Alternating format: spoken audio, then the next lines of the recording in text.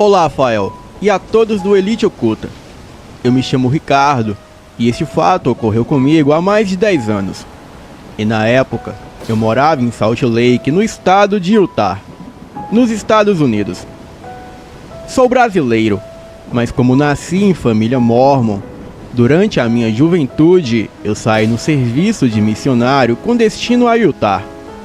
Me estabeleci em Salt Lake, uma cidade onde 90% da população é mormon, e também é interessante dizer que o lugar é extremamente frio, pelo menos para mim, que era acostumado com o calor. Bem, eu tinha um novo vizinho. Eu o conheci quando estava esperando o elevador no meu prédio, e o prédio que eu moro é um pedaço de merda decadente. No entanto, era o único lugar que eu poderia pagar. O meu apartamento ficava no quarto andar e o elevador quebrava com mais frequência do que funcionava. Eu estava voltando do supermercado com os braços cheios de sacolas. Quando saí, o maldito elevador estava funcionando. Então eu fiquei na frente dele por pelo menos 5 minutos, esperando que as portas se abrissem. A minha raiva estava prestes a transbordar. E levantei o pé, pronto para chutar a porta de tanta frustração. Eu estava cansado e com os braços doloridos, e não queria subir as escadas. Parei, porque alguém se esticou para pressionar o botão, e não obteve resposta. Bem, eu nunca o vi antes. Ele era um cara mais alto do que eu e estava em boa forma. Os seus cabelos estavam limpos e grisalhos, embora ele aparentasse ter apenas 30 anos no máximo. O meu prédio estava cheio de famílias pobres e alguns viciados em drogas, e ele parecia como se não pertencesse a este lugar. Bem, de certa forma, ele não parecia que morava lá, mas parecia o tipo de cara que procurava alguém que devia dinheiro. Eu abaixei o meu pé, dando alguns passos para longe dele, não querendo ficar muito perto.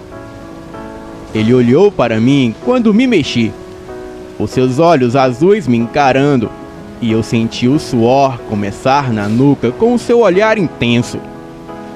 Comecei a sentir medo, quando ele apontou o polegar para as portas ainda fechadas. Quebrado? Ele me perguntou. Ele tinha um sotaque que eu não conseguia identificar. Eu balancei a cabeça, ainda não pronto para falar. Ele olhou ao redor do saguão e viu as escadas. Por causa de tantos arrombamentos, o proprietário bloqueou a escada para os andares superiores.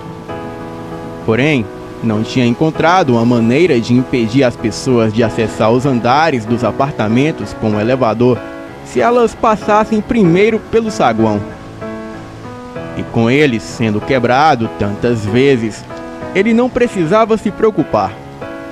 Então, o homem tirou uma chave para abrir a escada. E para minha surpresa, ele abriu a porta para mim. Eu corri, carregando as minhas sacolas pesadas, tentando passar por ele o mais rápido possível. Subi as escadas primeiro, mas bem devagar. No segundo lance de escada, eu senti uma alça da minha sacola estalar. Quase deixei cair tudo ao tentar agarrá-la e acabei caindo 1 ou 2 passos para trás. O estranho não apenas me pegou com uma das mãos, mas também pegou a minha caixa de ovos com a outra mão. Eu gaguejei um pedido de desculpas quando a minha sacola de laranjas arrebentou e caiu escada abaixo. Ele parecia o tipo que fica com raiva. E, em vez disso, ele apenas balançou a cabeça e me ajudou a ficar de pé. Menino bobo, eu ajudo. Desta vez, eu percebi um sotaque sulista quando ele falou. Nos minutos seguintes, nós dois começamos a recolher as laranjas derramadas pela escada. Ele amarrou a sacola, mas não a devolveu. O meu rosto estava vermelho de vergonha. As pessoas nunca me ajudaram e eu não sabia como lidar com isso. Apenas murmurei outro agradecimento e o deixei me seguir até o quarto andar. E quando parei na frente da minha porta, ele olhou 2 vezes para o número. Você aqui. Eu estou lá.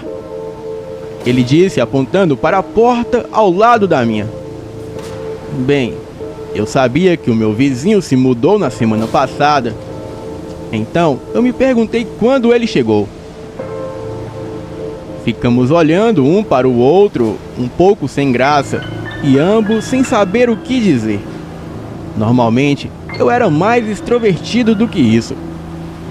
Abri a porta e coloquei as sacolas lá dentro para que pudesse pegar o restante dos itens que ele ainda estava segurando para mim. Me diga seu nome. Parecia uma exigência, e eu gaguejei por alguns segundos. Eu me chamo Ricardo. É um prazer conhecê-lo, senhor Ricardo.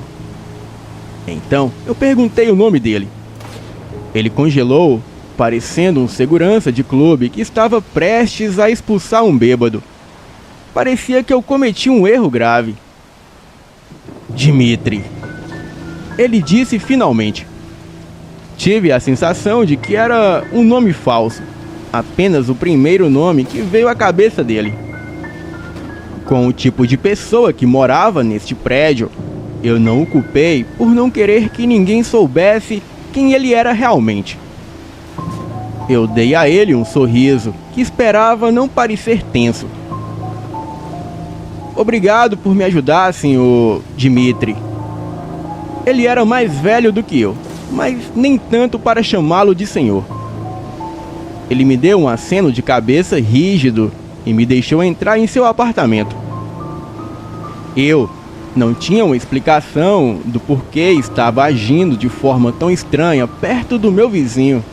Havia apenas algo estranho sobre ele. Eu precisava tirar a sensação estranha que coloquei na cabeça. Afinal, ele foi bom o suficiente para me ajudar. E eu deveria tratá-lo um pouco melhor da próxima vez que o visse. Bem, a estranheza com o Dmitri continuou. E no dia seguinte, eu fui acordado por uma batida na minha porta. Achei estranho porque eu nunca recebia visitas. Estava cansado de quem poderia ser. Quase fiquei na cama e ignorei as batidas, mas a minha curiosidade levou a melhor. Mantendo a corrente na minha porta, eu abri o suficiente para ver o meu novo vizinho, esperando que eu abrisse a porta. Eu empurrei a porta e abri um pouco mais. Está tudo bem? Eu não tinha ideia do que ele poderia precisar. Talvez houvesse algo errado em seu apartamento e ele não conseguiu falar com o nosso síndico. Me dê o seu tempo de trabalho. O Dmitri falou, e isso me deixou confuso sobre o que ele quis dizer por alguns segundos. E depois de pensar, eu percebi que ele queria o meu horário de trabalho.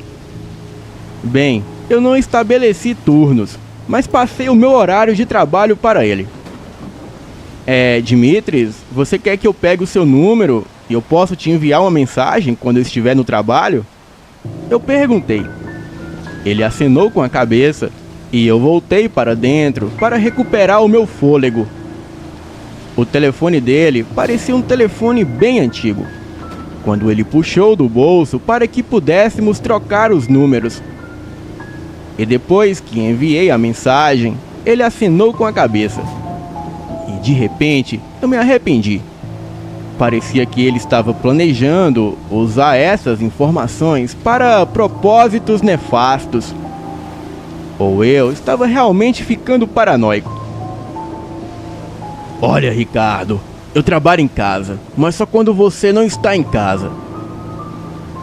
Com aquela explicação vaga, ele me deixou pensativo. A porta estava aberta e eu tentando entender o que ele acabou de dizer. O que quer que ele trabalhasse, ele não queria me perturbar. Mas também não queria que eu ouvisse nada. E isso poderia significar que ele estava em algum trabalho adulto ou algo ilegal. E ele parecia mais o tipo de mafioso. Na primeira semana, eu não ouvi um pio do apartamento de Dmitry. Ele estava cumprindo a sua promessa de não me perturbar com qualquer que fosse o seu trabalho. Eu tive breves vislumbres dele quando voltava do trabalho. E ele estava saindo do seu apartamento. E ele sempre tinha uma bolsa grande pendurada no ombro e usava luvas de couro pretas.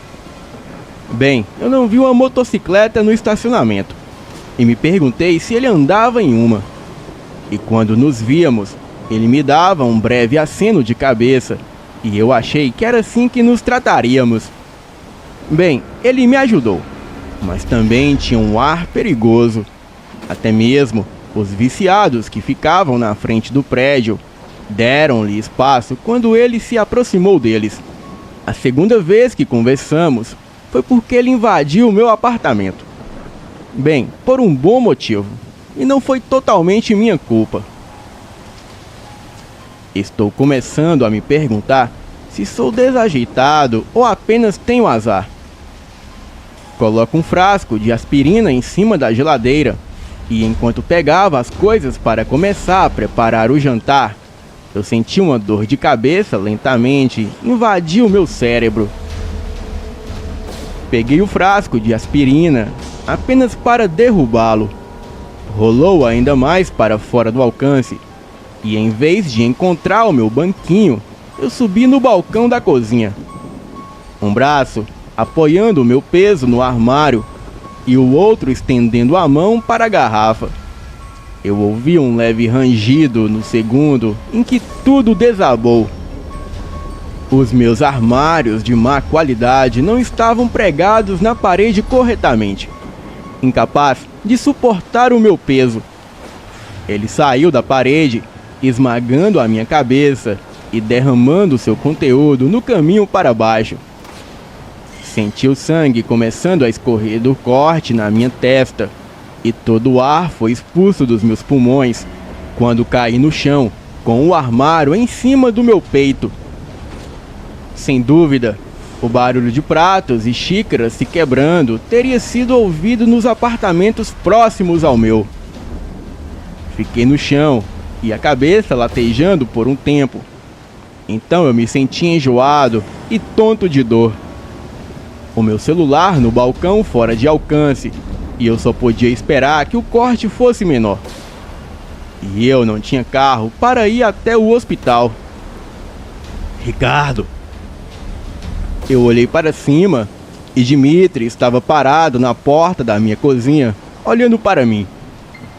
Eu tranquei o meu apartamento, então como ele entrou? Eu parei de falar porque a dor era muito grande. E eu realmente não precisava explicar o que aconteceu, pois era bastante óbvio. Ele se abaixou e empurrou o armário. Ele facilmente me levantou do chão e me ajudou a sair da cozinha, evitando cacos quebrados no chão. E usando um pano de prato, ele limpou um pouco do sangue na minha testa e rosto.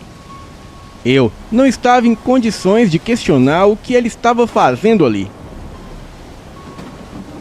Vou chamar um médico, Dmitry disse e puxou o telefone do bolso. Parecia diferente de antes.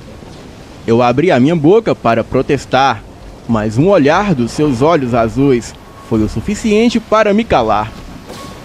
Sentei-me, segurando uma toalha úmida na minha cabeça, enquanto ele falava com o médico do outro lado da linha. 10 minutos. Ele falou depois de desligar o telefone. Dmitry, como é que você entrou? Eu finalmente perguntei. Fechadura velha. Ele parecia o tipo que sabia arrombar fechaduras. E pelos próximos 10 minutos, ele estava tentando me manter sentado, enquanto começava a limpar a bagunça que eu fiz. As feridas na cabeça sangravam muito. E parecia que um assassinato aconteceu na minha cozinha. E eu senti que nunca tiraria as manchas do meu piso de ladrilho barato. O médico chegou e Dmitri o deixou entrar. O homem puxou uma cadeira na minha frente para dar uma olhada no meu corte.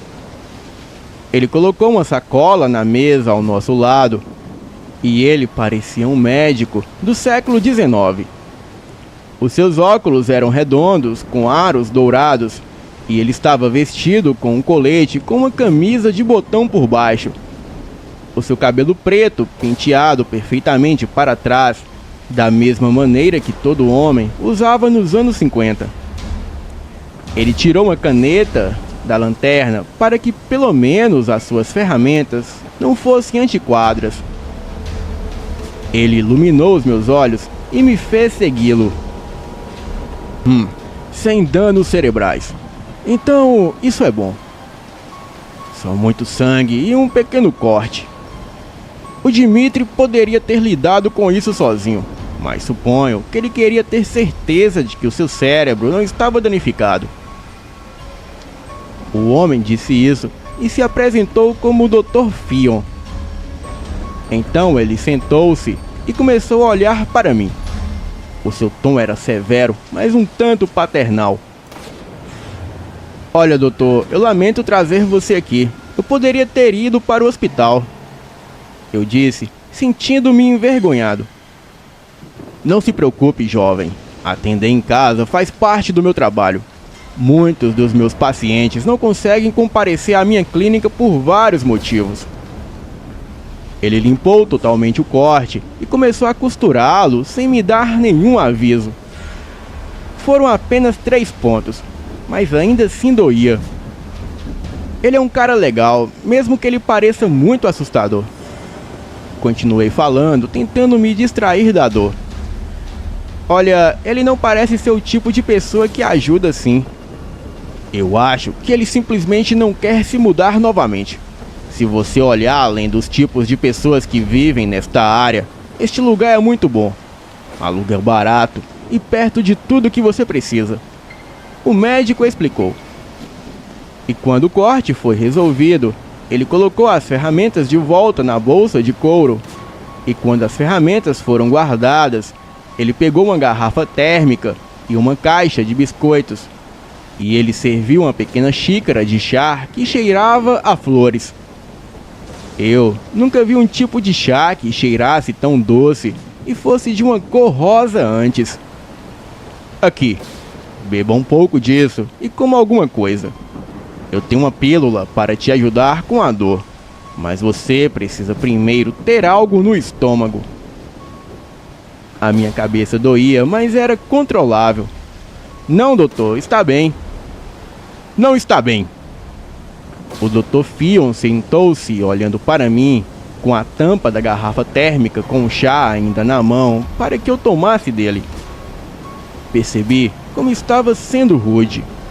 Ele trouxe o chá e biscoitos muito caro e eu os recusei. Os biscoitos foram os melhores que eu já comi e o chá era tão doce quanto cheirava. Eu queria perguntar a ele qual marca, mas temia que também estivesse fora do meu orçamento. Sentei-me bebendo e sentindo-me um pouco envergonhado de novo. Eu tinha 2 estranhos em meu apartamento e eu precisava pensar em algo para Dmitri, para agradecê-lo por isso. E quando terminei alguns biscoitos, o médico me deu um comprimido para que eu tomasse. Bem, eu deveria ter sido um pouco mais cauteloso ao tomar pílulas de estranhos. Afinal, eu realmente não conhecia Dmitri. Eu confiei nele e no médico sem pensar 2 vezes. Você vai dormir por algumas horas. E se você vai trabalhar amanhã, cancele o seu turno para descansar. Eu vou escrever um atestado para você, se precisar. Eu abri a minha boca para discutir, mas essa foi a última memória daquela noite. Acordei de manhã com a cabeça pesada e muito confuso sobre como fui parar na cama. A minha camisa de sangue havia sumido e eu estava usando uma limpa. Sentei-me, olhando em volta, tentando me lembrar de qualquer coisa daquela noite, além de falar com o médico. E quando nada veio à mente, eu fui até a cozinha para ver os danos e não vi nada, e nem mesmo uma partícula de sangue no chão. Os armários foram instalados nas paredes e tentei sacudi-los para ver se dessa vez estavam bem apertados. Eu ainda sentia falta da memória dos meus pratos e xícaras, mas me perguntei como dormi com alguém entrando na cozinha e recolocando os armários. Liguei para o meu chefe dizendo que não iria naquele dia. Bem, eu me sentia bem, e nem mesmo um traço de dor de cabeça. E aquele foi o melhor sono que eu tive em meses. O meu chefe me disse que arranjou alguém e que era para eu tirar o dia de folga. Ele desligou e não me deu mais detalhes. O meu trabalho era contra alguém me substituir. Você poderia estar em coma, mas ainda deveria ser o único a ocupar a sua função. Eu me perguntei que método Dmitri usou para me dar o dia de folga. Eu não sabia quando ele trabalhava e a que horas ele estava em casa.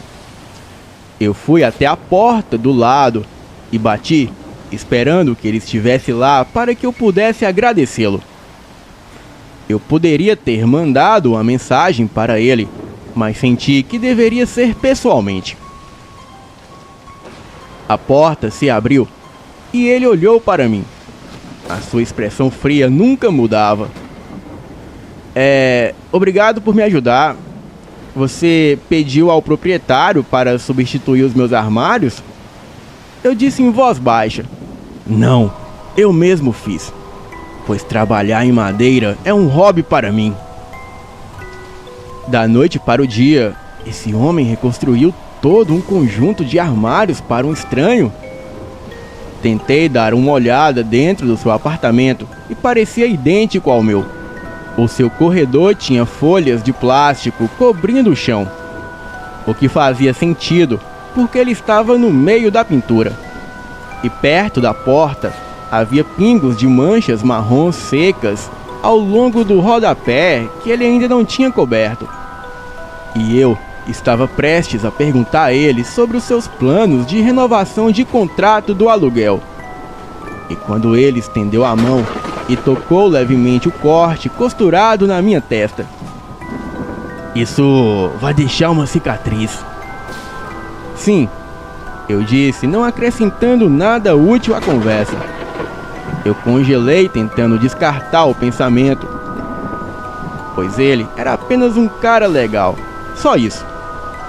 Eu ficaria com raiva de mim se algum dia eu pensasse que ele estivesse interessado em mim de alguma forma, além de ser um vizinho amigável. Eu parei, olhando para ele. Dmitri, eu vou fazer o jantar para você como um agradecimento. Eu gaguejei. O Dmitri manteve a sua expressão fria como pedra no rosto, sem olhar para notar o meu pânico. Você gosta de cães? A pergunta foi tão inesperada que me fez parar. Sim, eu gosto. Vou fazer um cachorro para você. Vá descansar. Pensei que talvez ele estivesse se referindo a um hot dog. E sem qualquer explicação, o Dmitri voltou para dentro do seu apartamento e fechou a porta. Voltei para minha casa, pois eu precisava descobrir o que o meu vizinho comeria.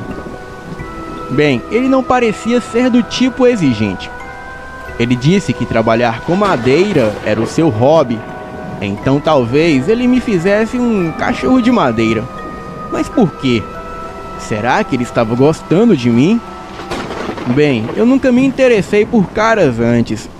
O problema era que eu também nunca me interessei por garotas, pois aqui em Salt Lake não há muita gente diferente. As pessoas se parecem muito e nenhuma faz o meu tipo. Então eu simplesmente presumi que esses sentimentos surgiram quando eu visse as mulheres certas. E nunca teria esperado me encontrar fazendo um jantar para o meu vizinho. Quando terminei o jantar, aceitei os fatos. O Dmitry pode estar romanticamente interessado em mim. Ou é apenas um cara legal sob o seu tom frio.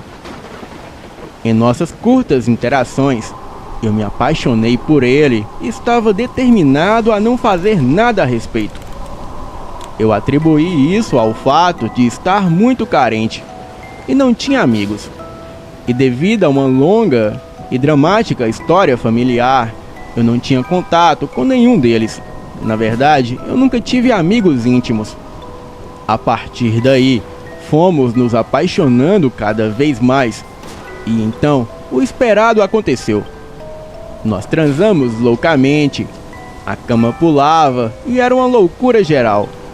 Mas Dmitry, ainda assim, não dizia uma palavra. Era violento na cama, mas frio como uma pedra de gelo. Os dias se passaram, até que levei um espaguete que preparei ainda quente para ele.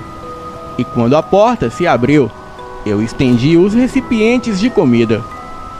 Muito obrigado, eu levo isso de volta mais tarde. Dmitry disse com um aceno, pegando-os de mim. Parecia que havíamos voltado ao início. Era como se ele nem se lembrasse mais da nossa transa. Ele parecia estar tentando ao máximo esconder o seu sotaque, como se não quisesse que eu soubesse de onde ele era. Aqui está o cachorro para você. Dmitry pegou uma pequena figura de madeira. Eu estendi a minha mão para pegá-lo dele, e era um pug esculpido em madeira. Agradeci novamente e percebi que sempre que nos encontrávamos, eu sempre tinha algo para agradecê-lo. E com a sua maneira fria, ele me enxotou dali. Vá descansar, você precisa. Mais uma vez, a porta foi fechada na minha cara, sem que eu me importasse nem um pouco. Nas semanas seguintes, adquiri o hábito de levar o jantar para o meu vizinho. E ocasionalmente ele fazia cachorros pequenos para adicionar à minha coleção. As nossas trocas foram breves e não aprendi nada de novo sobre ele, além do fato de que ele era muito lento na pintura. E cada vez que ele abria a porta do seu apartamento, eu podia ver o seu chão ainda coberto de plástico. Os meus turnos de trabalho tornaram-se mais regulares. Em vez de apenas entrar quando necessário, eu tinha um cronograma definido. Em pouco tempo, eu poderia me mudar para uma área melhor da cidade ou mais perto do meu trabalho. Eu não tinha certeza se realmente queria me mudar ainda e decidi apenas continuar economizando dinheiro para pensar sobre isso no futuro. Alimentar uma segunda pessoa não era realmente um problema, porque era mais barato comprar comida a granel. Eu estava finalmente entrando em uma rotina e a minha vida parecia estar mudando depois de anos de luta. Fiz um amigo, embora fosse um pouco estranho e tivesse um emprego fixo. As coisas poderiam ter funcionado muito bem se o meu trabalho não me desse um dia de folga de surpresa. Um cano estourou no restaurante, então eles precisaram fechar no fim de semana para consertar e limpar tudo. Eu nunca tinha uma folga na sexta-feira e não sabia o que fazer. O Dmitry não esperava que eu estivesse em casa ou jantasse naquela noite. Eu tinha arroz suficiente para fazer um curry para nós dois. Então decidi passar em sua casa, independentemente de ele estar esperando ou não.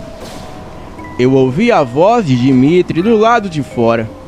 Então eu sabia que ele estava voltando para casa e eu pensei ter ouvido outra pessoa. E assim que eu estava colocando o curry em um recipiente para levar, eu ouvi um baque forte em sua casa. Esforcei-me para ouvir, tentando descobrir qual era a origem do barulho, e eu fiquei o mais imóvel possível, tentando ouvir algo acima do meu peito palpitante. O próximo som foi abafado, mas eu poderia jurar que eu ouvi um grito. E por reflexo, eu peguei os recipientes de comida e corri, nem me preocupando em fechar a porta. E fora do seu apartamento, eu escorreguei um pouco de líquido e o meu coração afundou quando eu vi o que parecia ser muito com sangue. Eu fiquei em pânico quando percebi que a porta dele não estava totalmente fechada. E todos esses eram maus sinais. E sem nem mesmo pensar, eu corri para dentro da sua casa, ainda segurando os recipientes quentes. Os meus pés escorregavam novamente no plástico que cobria o chão, mas eu congelei quando vi no que acabei de tropeçar. O meu cérebro simplesmente não registrava o que estava vendo por alguns minutos. Eu sabia que estava olhando para Dmitri, mas eu só o vi por alguns segundos. A imagem ainda está gravada na minha memória. O seu rosto era de um enorme cão da raça pastor alemão, e dezenas de dentes caninos saíam da fenda de um focinho e cintilavam na luz fraca do seu apartamento, e os seus olhos vermelhos se distorceram e desviaram do seu rosto monstruoso preso em mim. A boca aterrorizante se fechou segundos depois de fazermos contato visual. O seu rosto voltou ao normal, assim como o seu corpo, que eu posso jurar que havia pelos por toda parte. Você não trabalha essa noite? O Dmitri perguntou, quebrando o silêncio. O cheiro de sangue fresco estava no ar, me deixando enjoado. O calor dos recipientes começou a doer as minhas mãos. Porém, eu não ousei me mover. Sabendo que eu não poderia responder à sua primeira pergunta, o Dmitri acenou com a cabeça em direção aos recipientes de curry e perguntou: "O que você tem aí?" "São os curry, o suficiente para 2. Eu normalmente dava a ele o suficiente para 2 refeições, porque ele era um cara maior do que eu. E eu sempre achei que ele comia mais. E mesmo enquanto eu falava, a minha mente gritava para que eu corresse. Que o meu bom vizinho acabou de matar um homem e iria matar outro. E eu temia ser o próximo. Eu tinha visto o que aconteceu e precisava ser cauteloso. Eu estava tão desesperado por um amigo que ignorei todas as bandeiras vermelhas. Eu segurei um barulho de medo quando Dmitri soltou o corpo do homem que estava sendo a sua refeição e o empurrou para o lado. Em poucos passos, ele estava na minha frente e a sua figura alta aparecendo. Eu sabia que se ele quisesse, ele poderia me matar em um piscar de olhos. "Não cicatrizou muito", ele disse sobre o meu corte na testa. Abaixando-se no meu nível, ele se inclinou para que o seu rosto ficasse perto do meu. Eu senti os meus músculos se transformarem em pedra quando olhei em seus olhos, que de azuis agora eram vermelhos. Eram os olhos de uma fera me observando, decidindo o meu destino. As minhas mãos começaram a tremer e quase deixei cair a comida. O Dmitri colocou a mão em cima para firmar os recipientes. E eu estava tão convencido de que iria morrer que quase desmaiei. "Ainda amigos?" A sua voz era baixa e tinha um toque de preocupação. O meu coração estava tão alto que quase não o ouvi. "Amigos?" Ele queria saber se eu ainda agiria amigavelmente perto dele. Eu fiz a minha escolha. Eu concordei. Se eu mantivesse a minha boca fechada, eu viveria. E depois que eu balancei a cabeça, ele pegou os curry da minha mão e se levantou. Ricardo, é melhor você voltar para casa. Bem, ele não precisou me dizer 2 vezes. Sem olhar para trás, eu me virei e saí. Eu me certifiquei de que a porta estava totalmente fechada atrás de mim e mantive os meus olhos retos, sem olhar para o sangue ainda no corredor. Tirei minhas meias, agora manchadas, e as joguei no lixo sem qualquer hesitação. O meu celular estava no balcão. Eu olhei para ele debatendo sobre o que eu queria fazer. Eu deveria chamar a polícia? Eu testemunhei um crime. O meu vizinho do lado matar alguém. Sem dúvidas, ele já tinha feito isso antes. Com certeza, continuaria fazendo isso. A menos que fosse preso e detido. Não pude acreditar no aspecto sobrenatural do que vi. Eu poderia acreditar em loucos psicóticos, mas não em skinwalkers. A minha mão pairou sobre o meu telefone, enquanto eu repetia os fatos dentro da minha cabeça. Soltei um grito de frustração e me afastei do meu telefone. Eu andei pelo meu apartamento por horas, e a porção de curry que guardei para mim estava esfriando no fogão. E cada vez que eu ficava perto de chamar a polícia, eu simplesmente não conseguia. E depois de um tempo, eu ouvi uma batida na minha porta e todo o meu medo voltou correndo. Só pode ser uma pessoa. Ele sabia que eu estava em casa, então não fazia sentido tentar me esconder dele. E cautelosamente eu abri a minha porta. Ainda amigos? O Dmitry me perguntou novamente. Ainda amigos? Eu confirmei com um pequeno aceno de cabeça. E isso foi o suficiente para ele. Ele deu de ombros e saiu pelo corredor. Mas para onde ele iria era um mistério. E eu nunca saberia a resposta. Nunca liguei para a polícia ou contei para alguém o que vi. Eu vi Dmitry algumas vezes no corredor ao passar, mas o rosto dele parecia tenso. Ele sabia que eu não seria o mesmo. E já era tarde demais agora. Um dia, Dmitry simplesmente sumiu, sem deixar vestígios. Eu me mudei daquele lugar e recentemente eu tenho pesquisado muito sobre os skinwalkers e percebi que o Dmitry não poderia ser outra coisa além de um. E eu creio que se não tivesse simpatizado com a minha amizade, eu com certeza seria a sua refeição. Esse caso ocorreu há mais de 10 anos, quando eu morava em Salt Lake, no estado de Utah. Atualmente, faz 7 anos que eu moro em Londrina, no Paraná. Boa noite.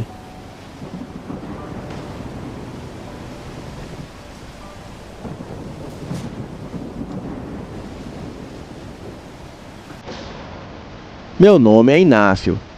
Nasci numa cidade do sul da Bahia, chamada Teixeira de Freitas.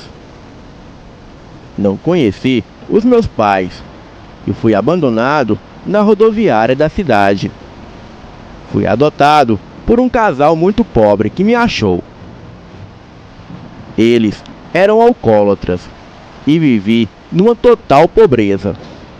Às vezes ficava 2 dias sem comer nada e não tinha o que vestir e nem mesmo uma cama para dormir.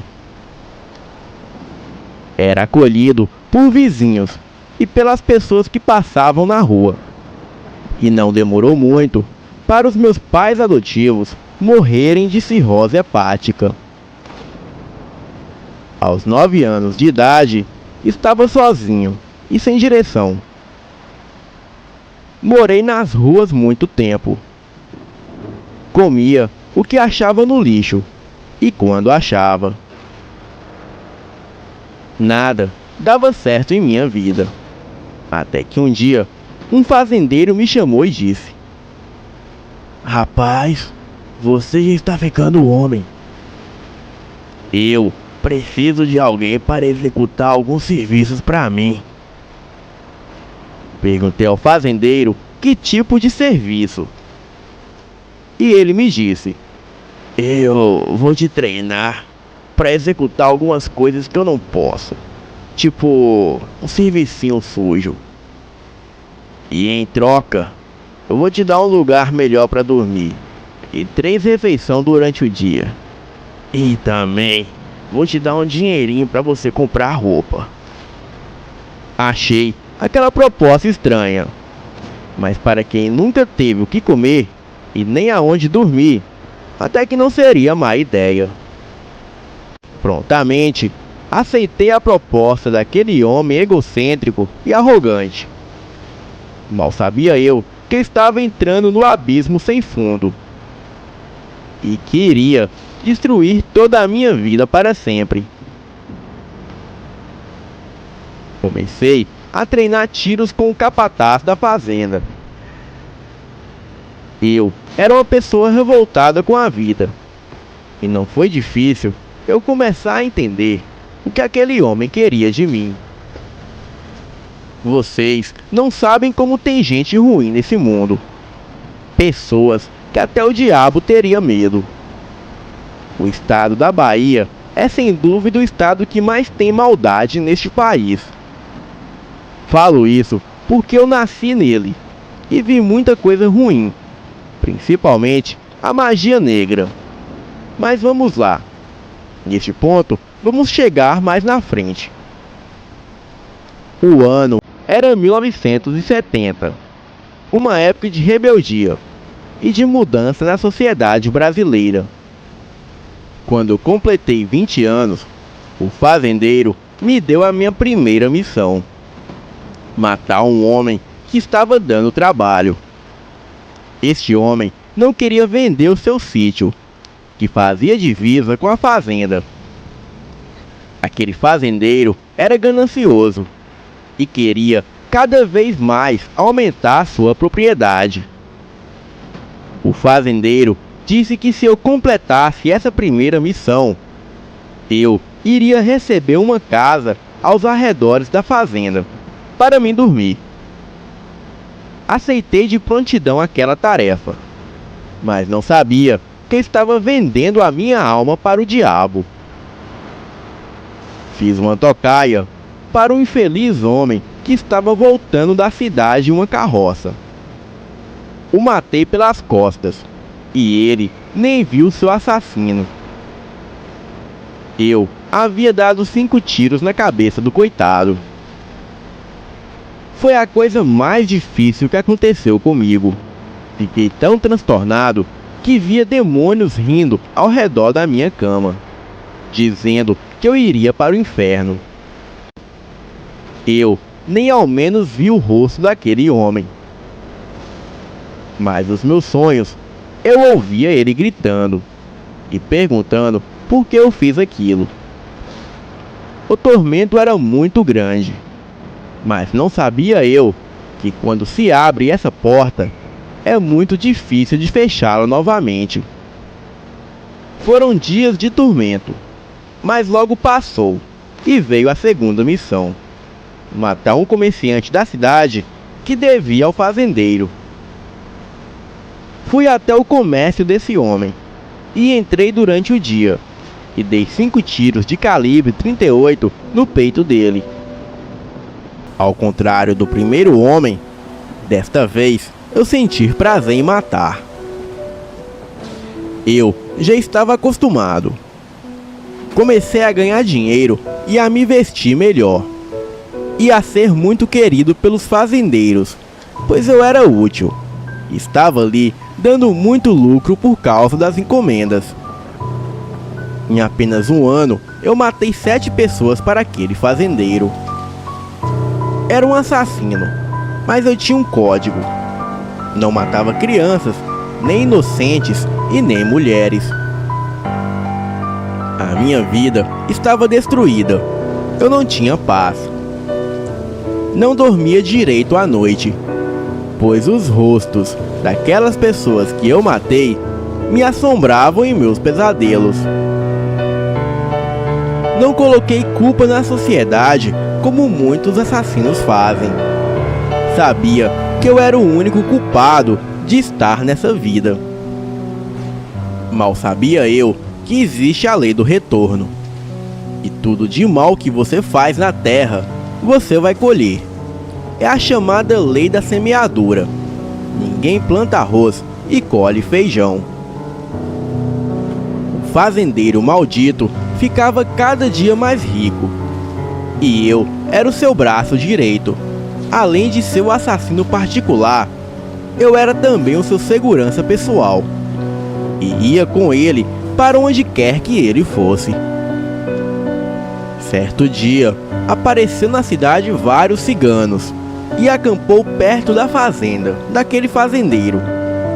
Era um mutirão de pessoas. O fazendeiro, irritado com a situação, deu um ultimato para aqueles ciganos, para que eles saíssem de suas terras. Porém, os ciganos não atendeu à solicitação do fazendeiro, dizendo que estavam de passagem e que logo iriam embora.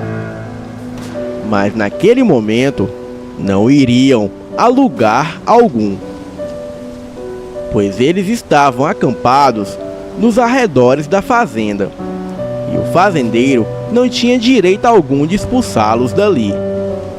Eu já tinha muitas mortes no meu currículo. Eu era frio e calculista. Tinha 1,80 de altura e um físico atlético. E também era de poucas palavras. Tipo um homem sem lei, sem nada a perder. Naquela época, o Brasil era a terra sem lei, principalmente nas regiões mais isoladas. Brasileiros dominavam e controlavam até a água da região. Eram chamados de coronéis, ou seja, os senhores das terras. O fazendeiro me deu uma ordem para mim e os capatazes ir até o acampamento cigano e dar um susto neles. E assim eles iriam embora daquele lugar. Prontamente eu atendi o fazendeiro. Peguei os capatazes e cheguei no acampamento. Todos nós armados, é claro. A primeira coisa que nós fizemos foi atirar para cima. E eu falei: vocês têm 2 dias para irem embora, senão vocês vão ter o que merece. No meio daqueles ciganos, destacava uma senhora muito branca e alta. Ela olhou para mim e disse: meu filho, você não teme o mal? Eu logo respondi: olha aqui, velha, eu sou o próprio mal. Ela deu uma risada tenebrosa e olhou dentro dos meus olhos e disse: não, rapaz, você não é mal, não. O mal é o que vai visitar você em breve. Vocês mexeram com as pessoas erradas. Nós não somos ameaça e não vamos tomar a terra do seu patrão, não. Estamos aqui só de passagem. Cuidado, você conhece aquele ditado: não mexe com aquilo que está quieto. Aquela senhora virou as costas e entrou na sua tenda e não deu a mínima para nós. Eu gritei: tá bom, vocês foram avisados. Vocês têm 2 dias para irem embora. E depois não digam que não avisei. Em seguida, voltei para o meu cavalo, com o próprio diabo. A noite logo caiu. E com ela, viria o mal nos visitar naquela noite. Fui para a minha casa descansar, pois o dia foi muito cansativo. Era mais ou menos 23 horas.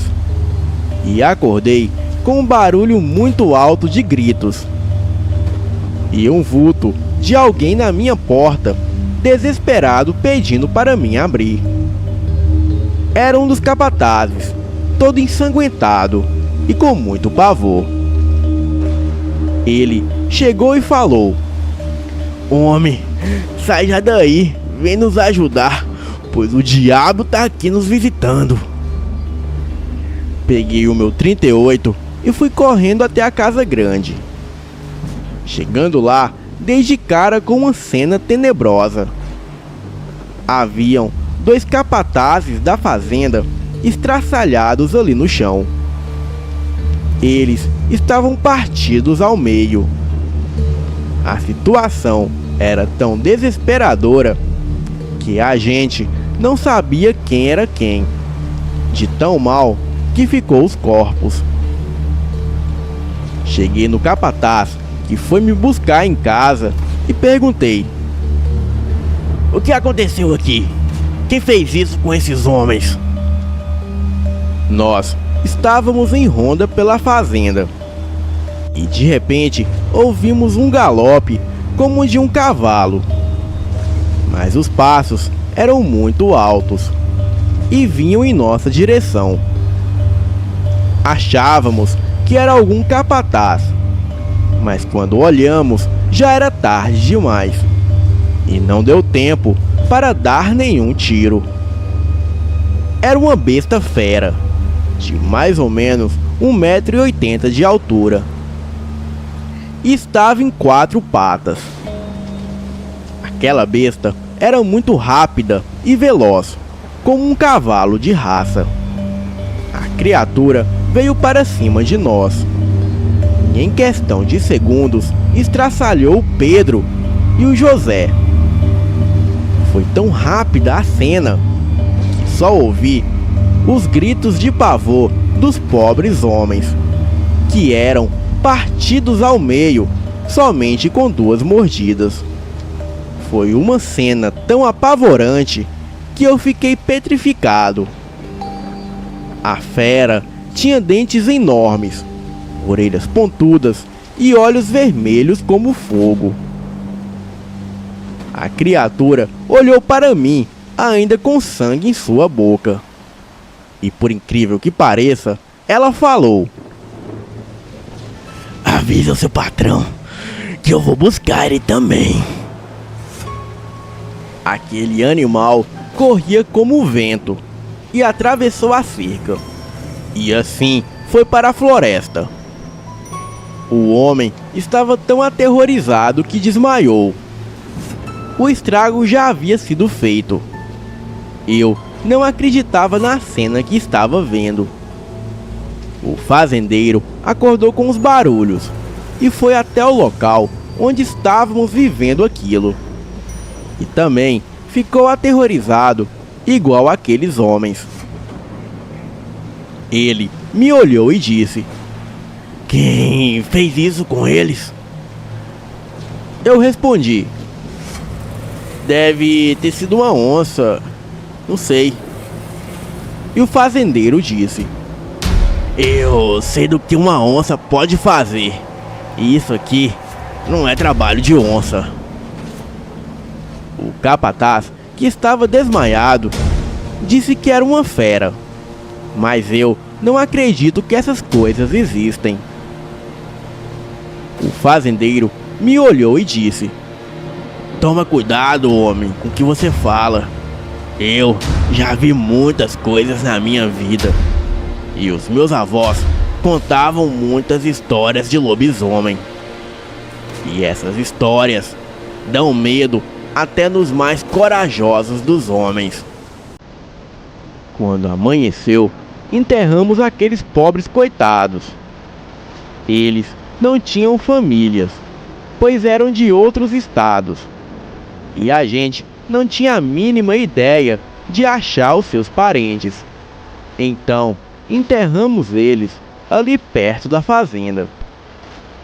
O fazendeiro mandou a sua família para a cidade, pois ele parecia estar adivinhando que aquele mal iria nos visitar novamente. Naquela tarde, me veio à cabeça que aquele demônio veio até a fazenda depois do que a gente fez no acampamento cigano. Cheguei no fazendeiro e disse: Será que aquele demônio não veio do acampamento cigano? Possivelmente, pois esse povo é místico e mexe com magia negra.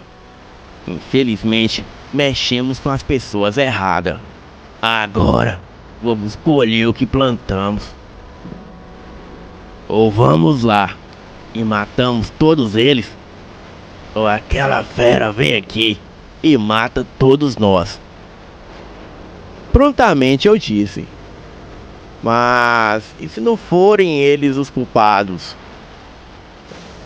Eu tenho certeza que eles são os causadores desse mal que nos visitou. E você pode ter certeza que aquela criatura vai voltar esta noite. O diabo tem várias formas. Às vezes, para enganar as pessoas, ele vem de forma bonita. E outras vezes, ele vem em forma de demônio e fera, para mostrar sua verdadeira face. Depois desse diálogo, eu peguei 2 capatazes e fui novamente no acampamento cigano. O prazo ainda não havia acabado para eles irem embora, mas fui lá tirar a conclusão pessoalmente. Chegando lá, me deparei com aquela velha novamente e perguntei: Vocês mataram alguém na nossa fazenda essa noite e mataram 2 dos nossos melhores homens. A velha me respondeu: Não, meu jovem, não fomos nós que fomos na sua fazenda. Nós somos um povo pacato e amoroso e não fazemos mal a ninguém. Mas vejo que você é um homem triste e sozinho, abandonado pelos seus pais e sem ninguém nessa vida. Vejo que você já vendeu a sua alma pro diabo, tirando a vida de pessoas inocentes. Fiquei assustado, como aquela velha sabia tanto da minha vida, pois eu nunca havia contado isso para ninguém. Como você sabe tanto da minha vida assim? Você é uma feiticeira asquerosa e maldita. Não. Sou somente uma cartomante e vejo tristeza em seus olhos. Vejo também que essa noite você vai ser visitado pelo mal novamente. Mas vejo em você coragem e lealdade, e principalmente nobreza. Ainda tem como você sair com vida dessa situação. Mas quanto mais você demorar no abismo, mais você vai se afundar. Após ouvir isso, sem dizer uma palavra, dei a volta com meu cavalo e voltei novamente para a fazenda. Passei a tarde inteira pensando nas palavras daquela mulher, confuso no que ela me falou, principalmente na parte da minha vida, que só eu mesmo sabia. A noite logo chegou, e eu mal sabia que seria a noite mais tenebrosa da fazenda. Ele estava adivinhando que a fera iria retornar. Me preparei, estava bem armado, esperando a tão temida noite chegar. Estava com muito medo, no qual nunca senti em toda a minha vida. Eu era um homem frio e calculista, mas estava sentindo que aquilo que iria enfrentar seria o maior desafio da minha vida. Já eram quase 8 horas da noite. O tempo estava nublado, porém um pouco claro por causa da lua cheia. Ao longe, ouvi o uivo estridente vindo da mata, e os animais da fazenda ficaram todos assustados, principalmente os cachorros, que se esconderam atrás da casa. E olha, os cachorros eram muito bravos. Senti um calafrio na espinha, e senti também algo vindo em alta velocidade. E aquela coisa bateu de frente com a porteira da fazenda. A criatura deu um uivo que parecia que estava do meu lado. Todos os homens estavam bem armados, esperando o encontro com o inevitável. Sim, a criatura estava chegando, imponente e negro como a noite. Os seus olhos vermelhos brilhavam junto com a luz da lua. Vi todos os homens tremendo de medo. O tão corajoso fazendeiro ficou dentro da casa da fazenda trancado e com certeza tremendo de medo. Bem, cadê o homem macho que mandava matar pessoas inocentes para tomar suas terras? As pessoas acham que o dinheiro compra tudo, mas não compra dignidade e principalmente honra. Qualidade essa que aquele fazendeiro não tinha. Aquela fera veio correndo em 4 patas como um cachorro. O seu cheiro é insuportável. E em seguida, derrubou o primeiro homem, que estava perto da porteira, com um só golpe, o jogando longe. E o mesmo já caiu sem vida perto do celeiro. O outro atirou, mas a fera o agarrou pelas costas e cravou as unhas em suas costelas, o matando instantaneamente. Aquela cena parecia filme de terror, porém era tudo muito real. Eu vivi tudo isso. Infelizmente, o mal existe.